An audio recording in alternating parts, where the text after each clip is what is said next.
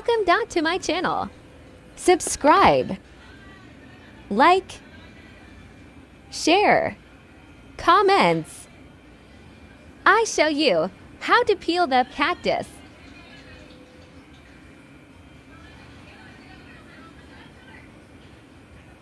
Before we proceed to our videos, let's intro first.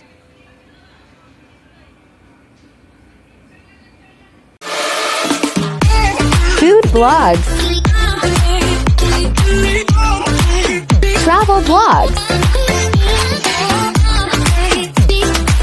fashion, March Mix vlog.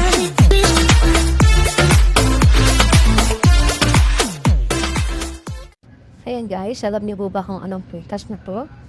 Ito po ay ang cactus or pala-pala sa atin.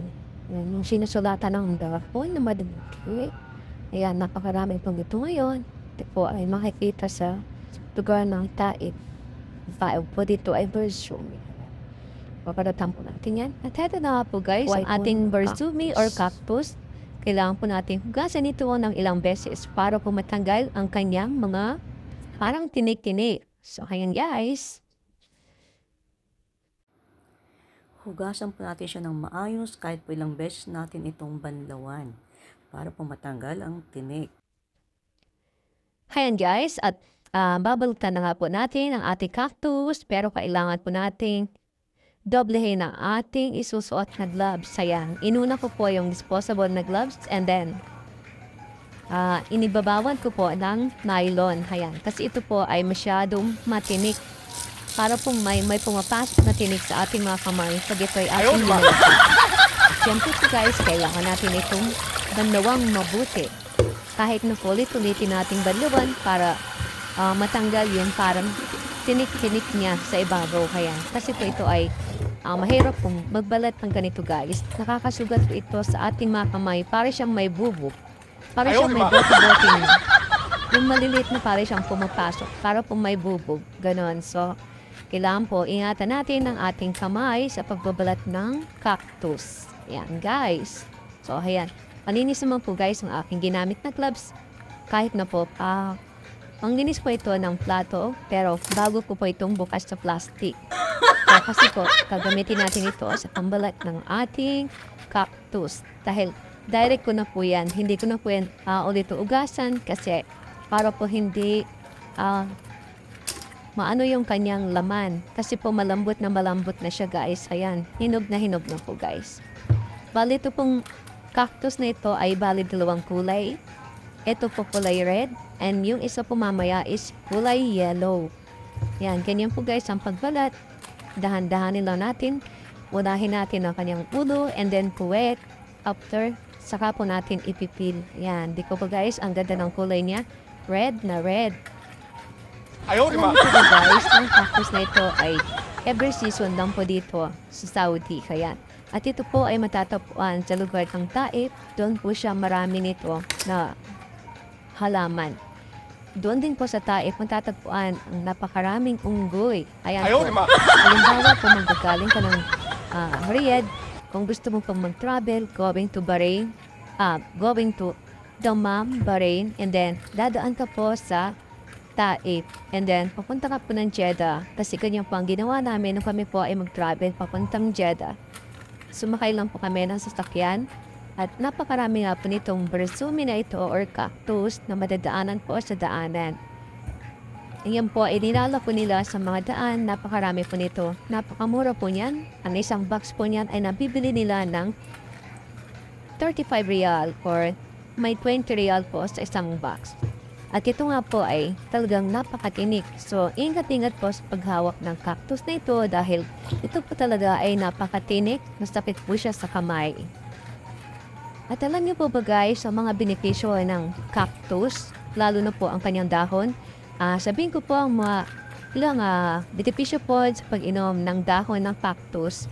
Hindi po natin may kakaila ang mga benepisyo na naibibigay ng mga halamang gamot.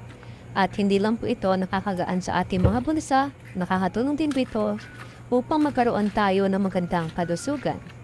At hindi po ito tulad ng mga ibang gamot sa butika na may mga side effects. At ang mga halamang gamot po, ito ay hindi nakakasira sa ating mga atay kung nagdudulot ng iba pang problema sa katawan. Dahil ito po ay natural na galing sa mga kalikasan. So, isa lang po ito sa mga mapisang halamang gamot ay ang dahon po ng cactus. Ito nga po itong aking binabalatan. Maganda po ang gawing inumin ang kanyang dahon na ito. At ang ginagawa po nila, ang mga malalaking dahon po ng cactus na hibisperas, ay madalas po itong napapansin natin sa mga harapan. Dahil sa ito po ay maraming tinik, ngunit ang hindi lang po alam ng mga karamihan ay may mga maraming benepisyo. At lalo na po ang pagkonsumo ng dahon ng cactus. Ito po ay nagtataglay na maraming antioxidants tulad po ng vitamin A at C. Kakaunti lang po ang calories na meron ang dahon ng cactus, na kung gagawin mo itong juice, ang isang baso po ay naglalaman ng 14 na calories lamang. So, ito rin po ay nagtataglay po ng potassium, magnesium, calcium, sodium at phosphorus. Ito rin po ay maaaring gawing gamot sa iba at ibang sakit. Ito rin po ay nakakatulong sa mga nasugatan. Ang ginagawa po nila sa mga dahon na ito ay dahil po sa may anti-clotting, antibacterial at anti-inflammatory. Ang cactus po ay nagpapabilis sa paghilom po ng mga sugat. Kaya po guys, kung kayo po ay mga nasusugatan at lalo na po malalim ang inyong pagkakasugat, pwede nyo pong gawing dikdikin ang dahon ng cactus o ang pala-pala. Maganda po ito at ang kanya pong katas ay ang inyong, yun po ang inyong ibiben sa nasugatan yung, sa nasugatan nyo pong mga skin or sa inyo pong katawan. Dahil ang dahon po ng cactus ay nakakatulong po sa mga may taong matataas po ang kolesterol at matataba. At tunay nga po na maraming benepisyo ang cactus na kung iisipin nyo po ay para lang siyang halaman na may mga tinik-tinik na hindi po pansin ng mga karamihan. At para na din po itong wonder fruit dahil po sa dami ng sakit na kaya niyang lunasan. At ito po ang ibang benepisyo na maaaring makuha sa dahon ng cactus para po sa ating magandang kalusugan. At yan po ang pinagmumulan ng maraming sustansya. Nakadaming sustansya po mayroon sa dahon ng cactus na sa bawat parte po nito ay maaaring gawing gamot sa iba at ibang sakit. Bulaklak po nito hanggang sa tangkay ay may sustansyang nakakapagpabuti sa inyong kalusugan. Tulad na po ng magnesium, potassium at phosphorus. Ang magnesium at potassium po ay nakakapagbigay ng buto at sa ating mga muscle. Kaya naman po kung ikaw ay nag-ehersisyo, magandang uminom po ng juice. At yan nga po guys, ang ating katawan ay nangangailangan din ng fatty acid upang mapaganda po ang ating memorya. So dahil dito po, ang dahon po ng cactus ay nakakatulong sa mga nag-aaral. Dahil ito po ay nagtataglay ng essential na fatty acid tulad po ng linoleic acid. At yan po ay pinagmumulan din ng antioxidants. Ang dahon din po ng cactus ay may antioxidants na maaaring magpalakas sa ating mga immune system. Lalo na po ito ay nagtataglay ng carotenoids. Kaya, so ayan na nga po guys ang ating bunga ng cactus. Ayan, isusunod ko naman po ang balatan ang ating kulay dilayon na cactus. So sa lahat po guys ng mga hindi nakakapansin ng halamang ito, ugaliin nyo rin pong kumain ito dahil maganda po ito talaga sa ating katawan.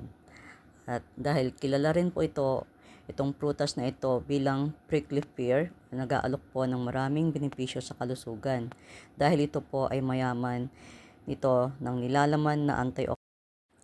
Ayan, ito naman po guys, ang tinatawag nating granada or pomegranate. Ito rin po ay napakarami po niyan sa Taif. Ito po ang season dito sa Saudi, ang pomegranate at ang cactus ay press po niyan sa Taif na napakarami po niyan. Hindi nyo po ba alam guys na ito rin ay napakaraming benepisyo? Ito po ay pinapalakas ang ating mga puso. So, ayan nga po guys, ito naman ang ating kulay dilaw na cactus. So, para po sa mga hindi nakakaalam, na ang prickly pear po pala itong bunga ng cactus ay nagpapabuti ng ating digestion.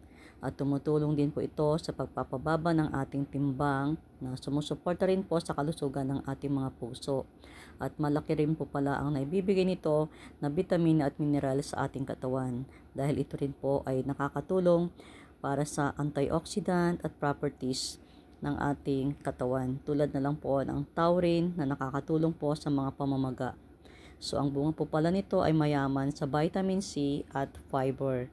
So, ayan po, huwag nyo pong ipagwalang bahala. Ang prutas po pala na ito ay talagang napakarami po palang benepisyo sa ating katawan. Lalo na po yung mga taong bloated, kung minsan ito po ay kinakain nila. Dahil po, ang potassium po at betalains ng cactus ay nakakatulong po sa pag-absorb ng nutrients na pumuprotekta po sa ating digestive tract. So, ayan lang po guys, ang ilan po sa mga naidudulot ng prutas na ito, ang palapal.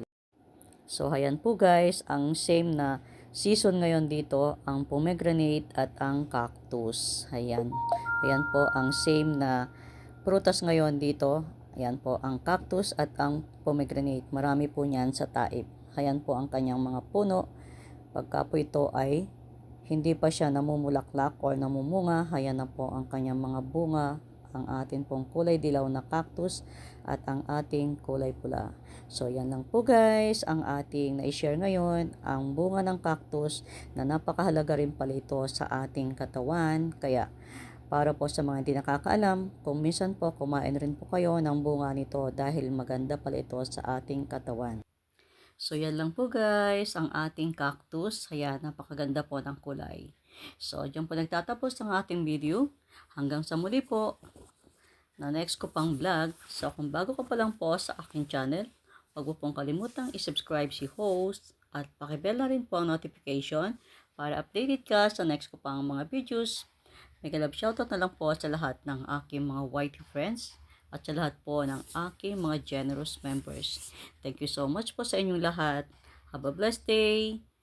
God bless you everyone. Marge Mix Vlog. At sana po huwag kayong magsasawang manood palagi ng aking mga videos kahit na ito'y may mga kasaysayan or walang mga saysay. So, ayan lang po guys. Have a blessed day. Merry Christmas in advance, everyone.